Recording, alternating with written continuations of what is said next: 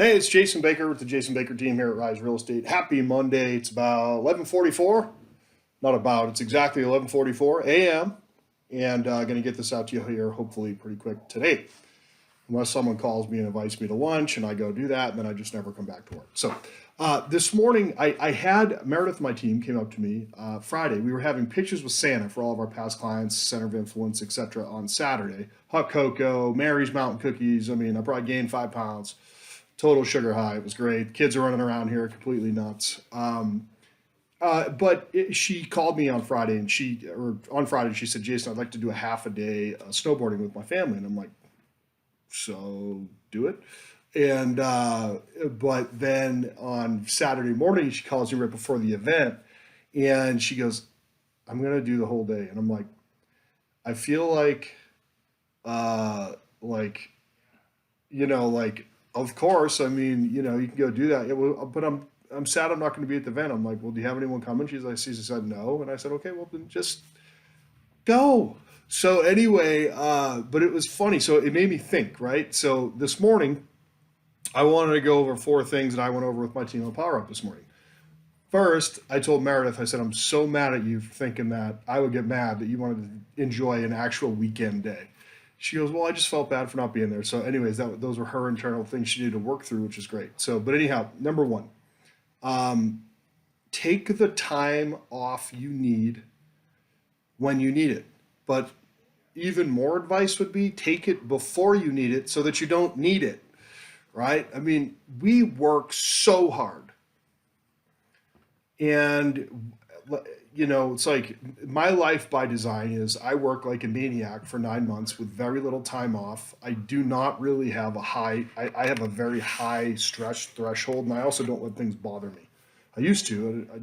I kind of take it in stride now, it seems like. So, anyway, but take the time off before. And my thing is I duck hunt a lot in the fall. Like I literally am doing that 3 or 4 days a week with friends all over the state and country.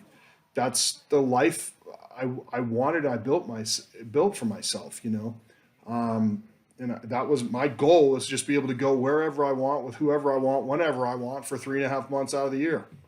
Now, of course, and I've had to have systems in place to do that. I can't just leave my business. I have to have people that are way smarter and nicer than me and better looking, that's for sure, than me running it while I'm gone. Of course, that's not too hard to be. But anyway, but number one, take the time you need before you need it. Number two, enjoy the fruits of your labor. You deserve it. Build that life that you want. Work hard. Now, you can't have the life that you want unless you want to be broke without massive action at some point in order to, and then I wouldn't say you ever can take your foot off the gas, but you could start concentrating on different things. So for instance, when I first got into real estate, it was just me. I was, 80 hours a week, 90 hours a week, running around trying to do this, that, and the other thing, and I didn't have any leverage. Well, then I added and this is what we're going to be talking about at our team building seminar on Wednesday. We only have 4 or 5 people signed up, so it must be a terrible topic, but that's okay. I'll be there anyways. The fact of the matter is that I had my first admin, and then I got so busy because I was using that time that I used to be adminning. I gave that to my admin. My admin was doing that, and I had 40, 50 hours, extra hours per week. Well, then I could use that to make more phone calls. And then when I started making more phone calls, and I could figure out my marketing game more because I wasn't doing that other stuff. And then when I removed that leverage, I got rid of the buyer, the showings leverage. So I didn't have to show property anymore. And then I used that time to grow. I said quickly how we got up to over 100 transactions per year, because I stopped doing certain things that A, I was terrible at, and then B, other people were better at it than me, so my client had a better experience, which built my repeat and referral so quickly. But anyway, all of that delegation. But you can build that life through that leverage. Again, we're going to talk about that Wednesday. If you care to come, you still can. Okay, no cost. I'm just happy to do it. No, so enjoy the fruits of your labor. Take the time you need off. Be kind to yourself. I had a coach called Matt Fury. He runs Psycho-Cybernetics. If you've never read that book on self-image, I had self-image issues after I got shot because of my injury, because I was super fat at the time. Truly, I mean, I was still chunky, but I'm not super fat anymore. I think they call it a dad bod. But I had self-image issues also as a former addict, so I had issues there as well, and I completely healed from that. Praise God. But the fact of the matter is I had these issues, and so I read that book, and it really helped me. But he said, Jason, have you ever congratulated yourself for well, no, well, first he posed it as a question, which we always should. He said, "What's the biggest thing up until when you were 5 that you did? You probably don't even remember." He said, and I said, "Well, I don't. Just tell me. Don't make me. I'm sitting there struggling. I couldn't figure it out." He said, "Did you ever congratulate yourself for tying your shoes?"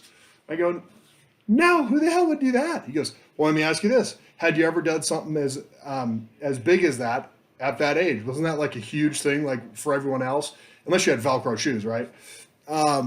But it was like, he's like, "Wasn't that a huge thing when you finally did that?" He goes, "Where were you when you did it?" And I go, "I was sitting on the stairs with my cousin Eric, and we were competing to do it." He goes, "Yeah, you're already competing at a young age to do something, and you never ever said, 'Hey, great job for tying your shoes.'" Well, of course, when you're that young, you don't grasp that concept. But his point was, be kind to yourself, congratulate yourself for small wins. But the biggest thing that we talked about this morning was, everybody's talking about all these things they're going to do: lose 50 pounds in January, go to the gym. You know, on the 5th, you ain't showing up anymore. But the fact of the matter is like, we have to learn how to take small baby steps over a long period of time to create great wealth, or be good at anything that we do. None of this fast shit. It has to be a slow roll up. Now, some people go like this, some people will go like this, but it doesn't matter. And it's never a straight line. It's always, just so you understand that as well. There's never a straight line to your target. There's always adjustments that have to take place over time. But it was funny how we just talked about that: small baby steps, small betterments every day. But how do we know we need to get better? We have to have an honest, but not beating yourself up, because we tend to do that, right? Anybody else but me do that? Honest self-evaluation, rather than set these humongous, unattainable goals or leaps. Just go a little tiny bit at a time, and it's slow and steady growth. And I think that those 4 things, I hope I got that point across this morning. I don't know if I did. I might have done a shitty job explaining it to you and to them. But the point is, be kind to yourself. Take the time when you need it. Enjoy the fruits of your labor. You can enjoy more fruits if you take small steps over a long period of time, rather than these crazy things for a short period of time and then stop or forget to keep doing it, or get so busy that you don't, you forget about the process. So hopefully that helps you. Hopefully I'll see 1 or 2 more of you on Wednesday. If not, I forgive you in advance. All right, you take care. Bye-bye.